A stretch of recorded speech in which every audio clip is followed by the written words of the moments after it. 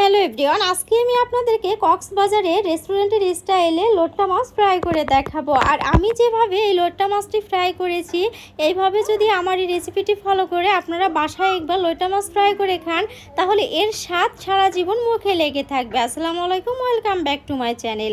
তো দেখুন, আমি লোট্টা মাছটি ভালো করে কেটে নিয়েছি। এবার আমি মাঝখান থেকে কেটে ধুয়ে পরিষ্কার করে নিয়েছি।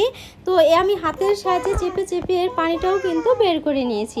এবার সামান্য একটু লবণ, একটু হলুদ গুঁড়ো ও দিয়ে দেবো সামান্য পরিমাণ একটু শুকনো মরিচের গুঁড়া দিয়ে আমি মাছটা একটু মাখিয়ে নিব, যাতে করে খেতে একটু ঝাল ঝাল ও ভালো লাগে। তো মাখানো হয়ে গেছে মাছগুলো রেখে দিয়ে এইবার আমি এই বাটারটা রেডি করে নিব।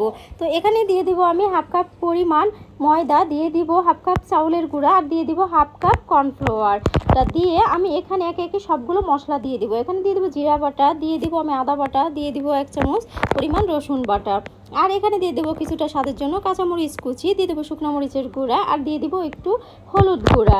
তারপর দিব এখানে একটু গরম মশলা গুঁড়া, দিয়ে দিব গোলমরিচ ও ধনিয়া গুঁড়া, আর দিয়ে দেবো স্বাদ মতো একটু লবণ, আর দিয়ে দেবো স্বাদের জন্য একটু টেস্টি সল্ট দিয়ে এবার অল্প অল্প করে পানি দিয়ে আমি ভালো করে এই মিশ্রণটা একটু মাখিয়ে নিব। একবারে পানি দেওয়া যাবে না, তাহলে দেখা যাচ্ছে যে বেশি পাতলা হয়ে যাবে। তো অল্প অল্প পরিমাণে পানি দিয়ে আমি এইভাবে একটি বাটার রেডি করে নিয়েছি, দেখতেই পারছেন। তো আমার বাটারটা বেশিও পাতলা হয়নি, বেশিও ঘন হয়নি, জাস্ট পারফেক্ট হয়েছে। আপনারাও এইভাবে মাখিয়ে নেবেন। এবার আমি লইটা মাছগুলোতে আর একটু চাউলের গুঁড়া দিয়ে ভালো করে একটু মাখিয়ে নিব, যাতে করে এমনিতেই লইটা মাছ একটু পানি ছাড়ে, যাতে করে পানিটা না ছাড়ে, একটু ক্রিস্পি হয়। তো এইবার আমি তেলটা হাতের সাহায্যে একটু দেখব কেমন গরম হয়েছে। এই পর্যায়ে কিন্তু ধোয়া ওঠা গরম করা যাবে না। তো দেখতেই পাচ্ছেন, তো আমার তেলটা গরম হয়ে গেছে। এবার হাতের সাহায্যে আমি লইটা মাছে এই বাটারের ভিতর চুবিয়ে এইভাবে আলতোভাবে ধরে তেলের ভিতরে ছেড়ে দেব। এ পর্যায়ে জালটা কিন্তু আমার লোই থাকবে।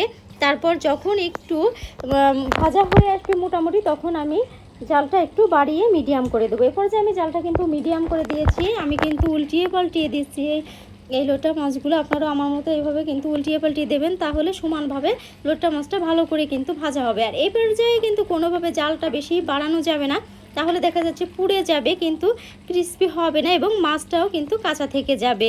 তো এরপর যে আস্তে আপনাদেরকে লো হিটে ভেজে নিতে হবে।